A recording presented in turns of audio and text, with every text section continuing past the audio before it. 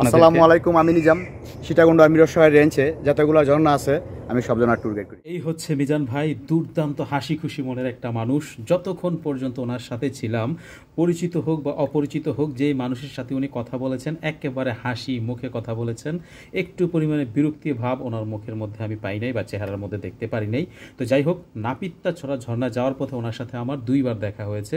এই দুইবারের দেখায় ওনার সাথে প্রায় 1 থেকে 1.5 ঘন্টা পর্যন্ত স্বতঃস্ফূর্তভাবে কথা বলেছি।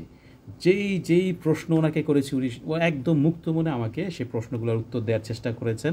যেমন ধরেন, এই নাপিতাছড়া ঝর্ণা বলেন বা আশেপাশের ঝর্ণা বা পাহাড়ে যাওয়ার ক্ষেত্রে যদি একা যাই কতটুকু নিরাপদ দেশের পরিস্থিতির বিবেচনায়, বা এই যে বিভিন্ন ধরনের যে ভ্রমণ পিপাসু যারা আছে তারা যে এখানে ঘুরতে যায় কতটুকু নিরাপদে যাইতে পারতেছে, রাস্তাঘাটের অবস্থা কী, দুর্ঘটনার যে তথ্যচিত্র আছে এগুলো কেমন বর্তমানে।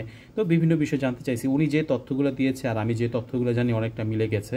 তো যাই হোক, আমি যতটুকু কথা বলে বুঝতে পারলাম যে ওই এলাকার স্থানীয় ব্যক্তিগত গাইড হিসেবে উনি কাজ করে। ওনার ফোন নম্বর দিয়ে রাখে, ওই সাথে যোগাযোগ করে মানুষ ওনাকে ব্যক্তিগত গাইড হিসেবে নিয়ে নেয়। কারণ অনেকে পাহাড় বাওয়ার কি বলে এটাকে অভিজ্ঞতা নাই, বা একা যাইতে ভয় পাইতেছে, অথবা ধরেন ঝর্ণাতে যাওয়ার কোনো অভিজ্ঞতা আগে নাই, ঝুঁকিতে পড়তে পারে। একজন স্থানীয় গাইড থাকলে সহজে উনি পথ দেখাই দিতে পারে যে ভাই এখান দিয়ে যান, ওখান দিয়ে যান, এখান দিয়ে যায়েন না, ওখান দিয়ে যায়েন না, তাহলে বিপদে পড়তে পারেন। হ্যাঁ, ওই পাহাড় থেকে পড়ে যাওয়ার ঝুঁকি থাকে, হ্যাঁ, পা হরকানোর ঝুঁকি থাকে, বিভিন্ন ধরনের ওগুলা ওনারা দেখে দেখে নিয়ে যায়। তো সীতাকুণ্ড এলাকার প্রায় ম্যাক্সিমাম পাহাড় বা ঝর্ণা বলেন উনি সেগুলা ক্যাপচার করে, মানে মানুষদেরকে নিয়ে ঘুরে নিয়ে দেখায় আসে। তো ব্যক্তিগত গাইডদের কি কাজ সেটা তো আপনারা জানেন, এটা নতুন করে বোঝানোর কিছু নাই।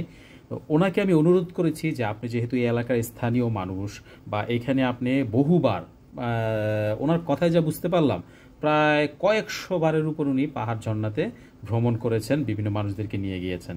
তো আপনার এই যে অভিজ্ঞতা, এই অভিজ্ঞতার আলোকে ছোট্ট করে একটা উপদেশ দিয়ে দেন, অনুরোধ করেছি। উনি আমার অনুরোধটা হাসি মুখে রেখেছেন এবং ওনার ভাষায় ওনার মতো করে উনি আপনাদের সবার জন্য ছোট্ট করে একটা বার্তা দিয়ে রেখেছেন।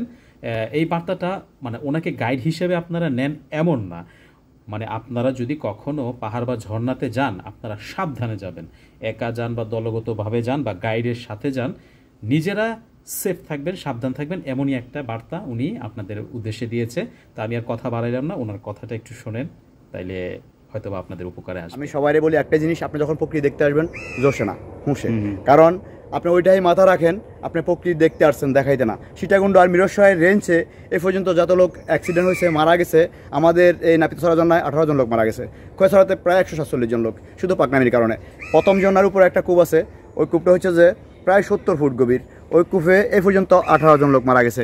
আসলে আমি সবাইকে এখানে আসার সময় সবসময় একটাই জিনিস বলি, আপনি প্রকৃতি দেখতে আসবেন, দেখাইতে আসলে বিপদ।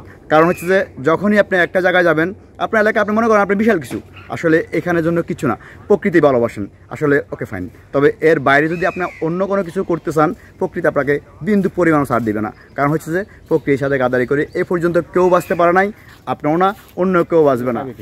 আমার এই মোবাইল নাম্বার হচ্ছে যে 018300474141। এই লোকেশনে না, এটা এই লোকেশনে আসলে আপনাদের সাথে আর এই নাম্বার যদি যোগাযোগ করে কেউ, সীতাকুণ্ড মিরসরাই রেঞ্জে নাপিতাছড়া, খৈয়াছড়া, বোয়ালিয়া, সোনাইচুরি, কমলদ ঝর্ণা, রূপসী ঝর্ণা, শস্ত্রধারা, সুপ্তধারা, ফাতালিয়া ঝর্ণা, মেলকূপ, এই সীতাকুণ্ড আর মিরসরাই রেঞ্জে এতগুলা ঝর্ণা, এই সবগুলা ঝর্ণাতে এক একটা স্পট আমার 5 টাকার উপর যাওয়া হয়েছে। আল্লাহ হাফেজ, আচ্ছা, ভালো থাকবেন।